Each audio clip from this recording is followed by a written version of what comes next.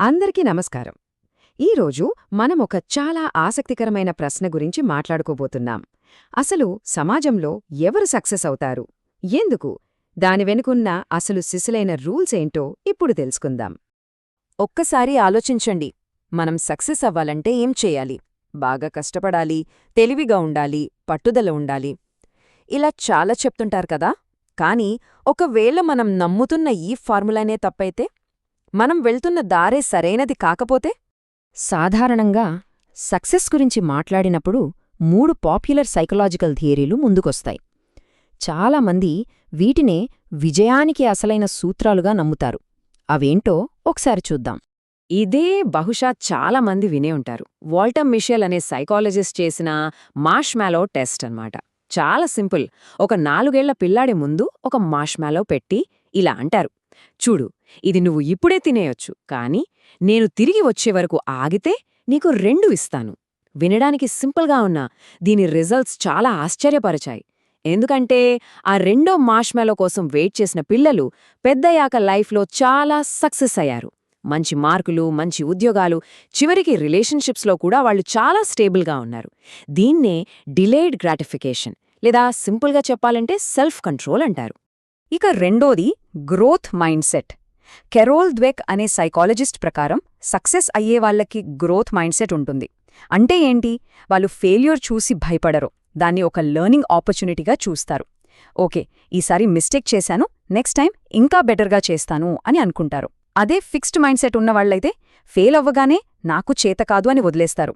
So ఇక్కడ పట్టుదల అనేది చాలా ముఖ్యమన్నమాట. మూడోది డెలిబరేట్ ప్రాక్టీస్. కే ఆండర్స్ ఎరిక్సన్ దీన్ని చెప్పారు.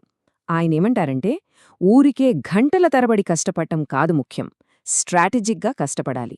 అంటే మన వీక్నెస్ ఏంటో మనమే గుర్తించి వాటిని ఇంప్రూవ్ చేసుకోవడంపై ఫోకస్ పెట్టాలి.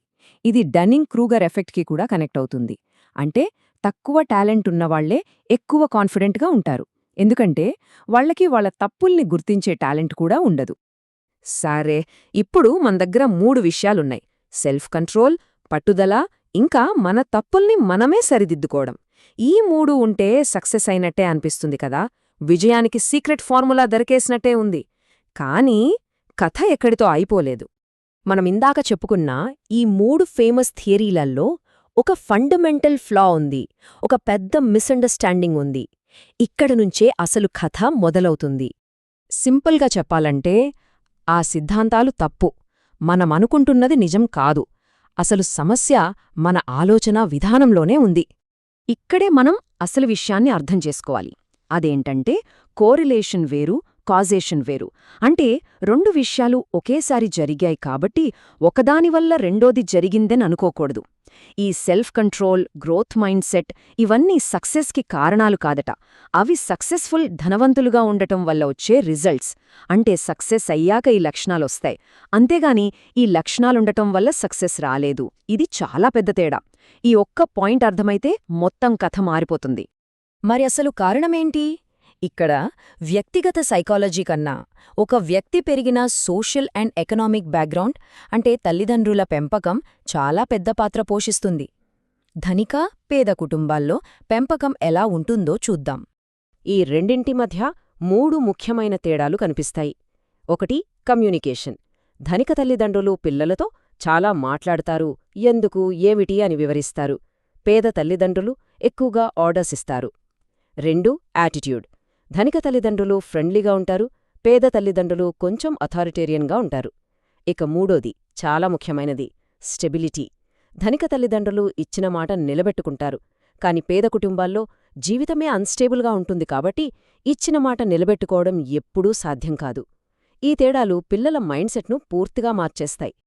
ఇప్పుడు మళ్ళీ మనం ఆ మార్ష్మెల్లో టెస్ట్ దగ్గరికి వెళ్దాం, కానీ ఈసారి ఈ పేరెంటింగ్ డిఫరెన్సెస్ అనే లెన్స్తో చూద్దాం. ఆ మార్ష్మెల్లో టెస్ట్ నిజానికి సెల్ఫ్ కంట్రోల్ టెస్ట్ కాదు, అదొక ట్రస్ట్ టెస్ట్, నమ్మకానికి పరీక్ష.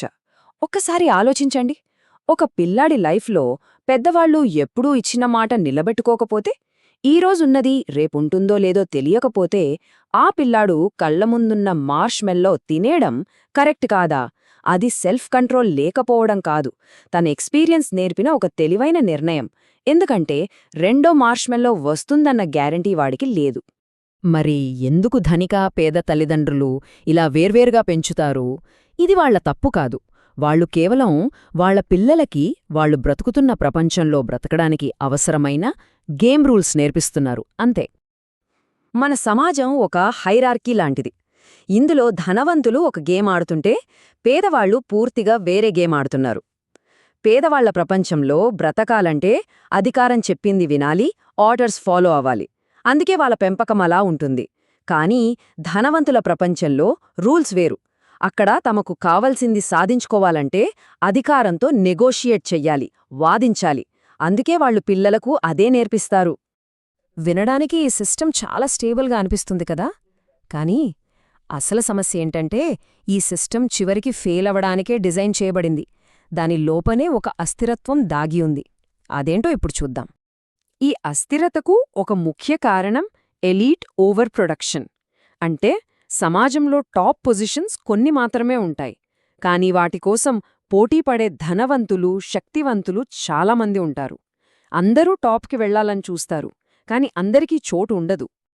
ఉన్న 10 పవర్ పొజిషన్స్ కోసం 100 మంది పోటీ పడుతున్నప్పుడు ఏమవుతుంది? కాంపిటీషన్ చాలా తీవ్రంగా ఉంటుంది.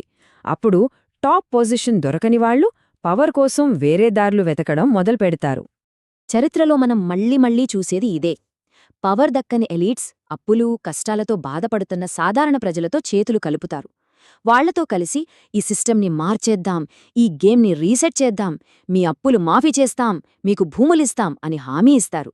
ఉన్నత వర్గాల్లోని గొడవలు, ప్రజల్లోని అసంతృప్తి కలిసినప్పుడు పెద్ద పెద్ద సామాజిక మార్పులు, విప్లవాలొస్తాయి. ఈ కొటేషన్ మొత్తం విషయాన్ని చాలా బాగా చెప్తుంది. ఒక ఆటలో 90% మంది ఓడిపోతూ ఉంటే వాళ్ళు ఆ ఆటను ఆడటం మానేసి మొత్తం గేమ్ బోర్డ్ని తిరగేస్తారు, కొత్త ఆటను మొదలుపెడతారు. విప్లవమంటే అదే. సో ప్రతి సమాజం అనే ఆటకు ఒక రీసెట్ బటన్ ఉంటుంది.